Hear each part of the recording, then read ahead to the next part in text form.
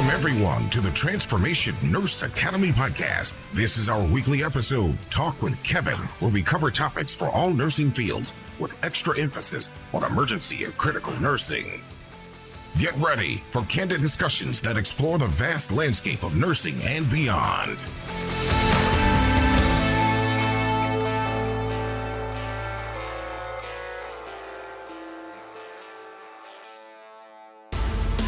All right, welcome, bitches. This is Kevin with the Transformation Nurse Academy podcast. I hope you're doing all right. Another shout out to No Salt VP. Appreciate you. All right, so this week we're going to talk about a 44-year-old female who was dying from necrotizing pancreatitis. She's a 44-year-old Jehovah Witness. She received a blood transfusion during her treatment. So let's talk about blood transfusions first, because if you don't know that a lot of patients who come into the hospital, if they're having surgery, maybe they're anemic, they need a blood transfusion. So what is the normal hemoglobin for a patient? Does anybody know? So, for a patient who's a female, the normal hemoglobin is about 12 to 15, and a man is about 13.5 to 17.5. Hemoglobin levels can vary depending on the number of factors. Menstruation. Hemoglobin levels are typically lower in women than in men due to iron loss during menstruation. I know I'm not saying that right, Anna, but I'm sure you'll correct me. Older adults tend to have a lower than average hemoglobin level as well. And when you're pregnant people tend to have a lower than average hemoglobin. Hemoglobin levels are measured in grams per deciliter of blood. A blood test can measure hemoglobin levels, and doctors can also measure hemoglobin levels as a part of a complete blood count. A low hemoglobin level in the blood can indicate anemia, a condition which there is a low level of oxygen. Fucking nurse's favorite fucking word, low level of oxygen. So when I first started nursing way back in the day, we would give blood transfusion for people that had a hemoglobin less than 8. Today, when will they get a blood transfusion? It depends on, I guess, the facility and stuff. But like at our facility, we started pushing it down. I think we're down to like 7 now. So I think every year they keep deciding what they want to change it to. So a hemoglobin level of 7 grams per deciliter is a common threshold for red blood cell transfusions for hospitalized adults who are hemodynamically stable. This includes critically ill patients. If you have cardiac surgery, theirs is about 7.5. Orthopedic surgeries, theirs is about 8. Hematologic and oncologic disorders, how's that, Anna, is less than 7. So it just depends on where you're going, what are you doing. But we're starting to find out that maybe we don't need to be giving people blood as often, and we're panicking a little bit too much, because what is the risk versus the benefit? So when you're giving blood transfusions, though, you want to make sure that you use a Y-site tubing that has a micron filter, right? So if you have a patient that has the need for a blood transfusion, you want to use a Y-site tubing with the micron filter. You can use that tubing for up to 4 hours. So if you have a blood transfusion and you're running it more than 4 hours, something bad is going to happen, most likely. So how long should you run a blood transfusion? That makes sense. Is 4 hours. So a blood transfusion can take 30 minutes to 4 hours, depending on the type of blood products and the patient's conditions. Red blood cells, a unit of red blood cells, usually takes an hour and a half to 2 hours, but can take up to 4 hours. It shouldn't take more than 4 hours, because the warmer the blood's going to get, the thicker it's going to get. And it's going to cause your patient to have PEs, maybe a stroke, maybe a heart attack. So what kind of solution do you want to use with your Y-site tubing when you're transfusing blood products? 0.9% sodium chloride. So once you get the blood product from the blood bank, you should only take about 30 minutes to get it up and running. So if you can't get that blood product up and running within 30 minutes from the time that you get it from the blood bank, my question is, why the fuck did you get it from the blood bank? Stop going and wasting blood. Make sure you're prepared. But before you even try to get blood products, what's the first thing you should do? Consent. You have to have a consent for a patient. You can't just arbitrarily give people blood unless it's a medical emergency. But even in a medical emergency, you have to take into consideration that, people may not want blood products. You know what I mean? So you have to think about that. If you can, you want to reach out to the family and you want to call the family and ask, hey, listen, your mom, your dad, your brother, sister, they need a blood transfusion. Can we provide that for them? Because it is a life saving procedure that, possibly they need this stuff. The problem is you can't always get a hold of the family. So what do we do if we can't get a hold of your family? Well, in strange cases, not strange cases, but in rare cases, some patients are Jehovah Witness or maybe some other type of religion, or maybe not religious at all, and they don't believe in getting blood transfused. But we'll go into that. But when we talk about blood transfusion, you don't want to take up to more than 4 hours. The speed of the transfusion is based upon the patient's age, weight, overall health, history, condition. For example, if a patient is in heart failure, the transfusion may be ran slowly to prevent the patient from receiving too much fluid all at once. You got to think about your patient. Don't just listen to the damn doctor and say, give that over 30 minutes. Well, hold on there, partner. What if the doctor's not making a sound decision? It's your job as a nurse to advocate for the patient. If they still want to continue down a road that you're not comfortable with, go to your charge nurse. If your charge nurse doesn't want to back you up, go to the house supervisor. If the house supervisor doesn't go up, contact your damn manager, charge or your director at home. Wake their ass up, their nurse. Don't just say whatever because everybody's different. So during a blood transfusion, though, a doctor or nurse inserts a IV catheter into the vein. They slide the tube into the vein. They take out the needle. They throw the needle in the sharps container. And then they want to make sure that their IV's intact. Here's my biggest pet peeve with nurses is they always want to put an 18 gauge in people. Not everybody needs an 18 gauge. Most people don't need an 18 gauge. What does the Infusion Nurses Society say? The longer, the larger the catheter, the more increased risk for complications. Use the shortest, smallest cannula needed for the infusion therapy. Now, if you do have a smaller catheter because the patient's veins are collapsed or maybe they're tiny, you have to run the transfusion slower. Just don't run it over 4 hours. But it is recommended. It's not required. If you look at your damn policy, almost every policy says the same thing. It is recommended that you have a minimum of a 20 gauge IV, but it's not required, but it is recommended. So you got to be careful with that. Don't just blindly start giving people shit. All right. So when you do give blood products, you do need to get a consent. A patient should give consent before receiving blood components because we need to discuss the benefits, the risk, and any alternatives. Do you have things called epoetin, which can help increase red blood cells? Those are things like that. Maybe they don't need red blood cells. Maybe they need platelets and plasma. So those are some things that you want to discuss. So um, we have a lot of information that you can pay attention to. So if you have somebody that needs to get consent and they're not able to give you verbal consent or written consent because of their medical condition, two MDs can make that decision in a medical emergency. Here in California, I don't know if it's like this around the world or not, but I can't imagine it's not like this in the United States everywhere. If I'm able as a registered nurse to get the family, I can call the family in a medical emergency and say, hey, your mom, your dad, your brother, sister, they need a blood transfusion to save their life. Can we get consent? And once they say yes, then I get another RN. And once you have two RNs can sign the consent form. And then the doctor makes a note and we can consent them that way. So informed consent or valid consent for transfusion is completed on all patients who will likely or definitely receive a transfusion of blood. These recommendations apply not only to packed red blood cells, but whole blood, red blood cells, platelets, plasma, fresh frozen plasma, cryoprecipitate. How you like that, Anna?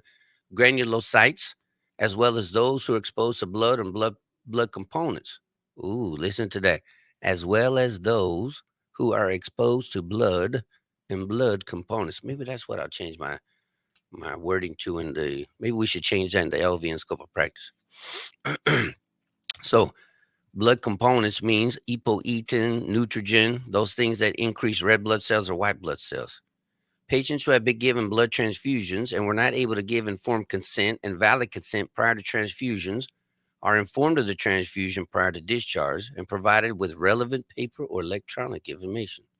So why wouldn't they be able to give consent? So maybe they have a medical issue that they can't. So for example, this lady here that we're going to talk about, she is a 44-year-old lady who's a Jehovah Witness who received blood transfusion during her treatment for necrotizing pancreatitis. That's another episode we'll talk about, necrotizing pancreatitis. So most Jehovah Witness, not all, there's different sects, and I don't mean sex, but there's different sects, S-E-C-T-S. I'm sure you'll show me how to say that too, Anna. There's different sects that don't want any blood at all. There's some that want their own blood. There's some that will, take blood. It just depends. Depends on what type of church they go to and if they will or will not accept blood. So 44-year-old woman was admitted to the hospital for necrotizing pancreatitis. She had a significant blood loss and dropping of her hematocrit. With the severity of her condition, death was imminent. She was about to fucking die. Both the resident and the attending were aware that the patient was Jehovah's Witness. She had been intubated and was in the ICU, where she was told by the attending that he would not perform surgery without a blood transfusion and that without the surgery, she would definitely die. The insured attending felt the patient was competent when she nodded her head for consent for a blood transfusion. So that's key right there. Can a patient who was intubated give consent? He contacted the hospital's in-house counsel, who recommended doing whatever was medically necessary. The patient's husband had a written note from the wife stating, "Please don't let me die," gave oral permission for the blood transfusion. So the patient wrote a letter to her husband that says, quote, "Please don't let me die." And the husband gave the attending and the resident oral permission to give the blood transfusion. After permission was obtained, the patient was taken to surgery, given blood transfusions, and over a 4-month hospitalization, spent 4 months in the hospital because she has necrotizing pancreatitis. Anyway, the patient went under more than 20 procedures and with more than 30 transfusions. Oh my God, she don't even have her own blood anymore. I wonder whose blood she's got coursing through her veins. I wonder if she was racist. Anyway, of course, guess what happened? Patient sued, filed a lawsuit against the surgeon, the resident, the institution, alleging that the transfusion of the blood products against her will was constituted battery. They batteried, how you like that, Anna? Her, and civil rights were violated. Prior to the trial, the institution was dropped from the suit. Oh, how come the institution was dropped and not the doctor and the resident? I bet I wonder if the nurse was in there too. So the case went to trial where the jury found in favor of the physicians. What? How's that even possible? So if you're married and you give consent for treatment of your wife, that is considered consent. Whether you signed it or not, oral consent from a spouse who is married is most likely going to be considered in the eyes of the jury as given consent, whether you wanted it or not. If you don't want a medical procedure or blood products, you better tell your husband in writing or your wife in writing, you better put that shit in advance directive. Because if you tell me that you want me to do something, but you're not awake or you're not able to make consent, guess what the court is going to say? All right. So family members of the Jehovah Witness testified that the blood transfusion disregarded the patient's wishes. Generally, refusal of blood and blood products by a competent adult must be respected and may only be overridden by a court order in non-emergent situations. Involving the institution's legal counsel or medical ethics committee can help clarify the decision-making during emergencies. If previously treated providers knew the patient's wishes about the blood transfusion, discussing and documentation of her preference could have been helpful in this emergency. They're saying you should chart shit people to help people in the next case so we all don't screw ourselves. Such a discussion should be considered for the patients with chronic conditions like necrotizing pancreatitis that may lead to emergency situations. Consent was obtained from the patient while she was intubated and sedated. That was her complaint, that the patient argued that the consent process should have taken before her intubation on that, or that her sedation should have been lightened to enable her participation. So if possible, the consent discussion should be conducted before the patient undergoes procedures or drugs that limit her ability. I don't know. I kind of disagree with this one, because even if you lighten the sedation in court, somebody's going to say, well, she was still lightly sedated, so she can't really make consent. Anyway, they say non-spoken, non-written consent, such as nodding, should be carefully documented in a record with the names of identified witnesses. So if I say, hey, do you know your name? And you shake your head yes or no, and we all agree that you're competent and that you understood the question, not only should I document it, but other people should have documented it. But people don't think about these things in the rush of things, because we're always rushing this shit. Based upon the note written by the patient to her husband gave permission for the blood transfusion. A mentally competent person, 18 years or older, has a right to consent to his or her own medical treatment, and is the only person who can consent, whose consent is valid. Consent given by a proxy should be documented, i.e., a copy of the note should be added to the medical file. So if she wrote a note to the husband, don't let me die, which I'm sure that the physician showed, the husband showed to the physician, make a copy of the damn note, put it in the chart. So that way, when you do get sued, you're like, listen, this lady said she didn't want to die. This patient was treated with multiple procedures and transfusion based upon a single act of consent. Generally, clinicians are not required to engage patients in an informed consent for each occurrence of a repetitive procedure or treatment. In other words, she has necrotizing pancreatitis. They're going to have to do multiple surgeries, multiple transfusions. You only need to get consent once, not keep giving, now if it's a different procedure, that's different. But these procedures were most likely all related to the same damn thing. However, when the initial consent occurs in the midst of an emergency, and the treatment consented must be repeated during subsequent care, the consent process should be revisited and redocumented. I mean, that's just prudent. You don't want to sit here and make sure that you keep doing the same crazy stuff. So what do you think? How should nurses, doctors, physicians protect themselves in emergencies, especially in cases like this where people don't want to get blood products or, kind of other things like that, they need to get consent for treatment? So let us know what you think.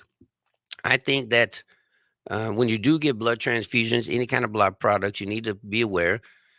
I want you to know that here in the state of California, against all you RNs who think you know everything, LVNs, licensed vocational nurses, are able to transfuse blood and blood products as long as they receive their IV therapy and blood withdrawal certification.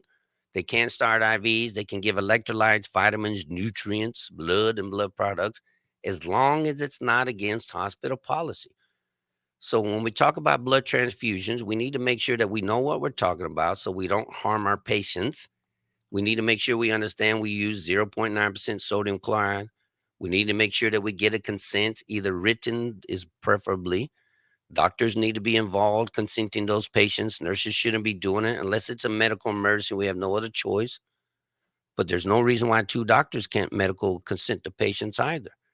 So, all right, nurses, let me know what you think. I appreciate you. I hope you enjoyed this episode. Blood transfusion. We'll talk about it more, as well as other medical issues. Thank you, guys. Peace. I love you. You bitches, I love you very much. Follow us at the TransformationNurseAcademy.com. I got a lot of resources. Go visit morethancpr.com, CentralValleyCPRclasses.com, morethanceus.com. We have education that we can provide you 24/7. Hi, bitches. I love you. Have a great day. Don't miss out. Engage with us weekly. Share your thoughts, and let's transform the nursing landscape together.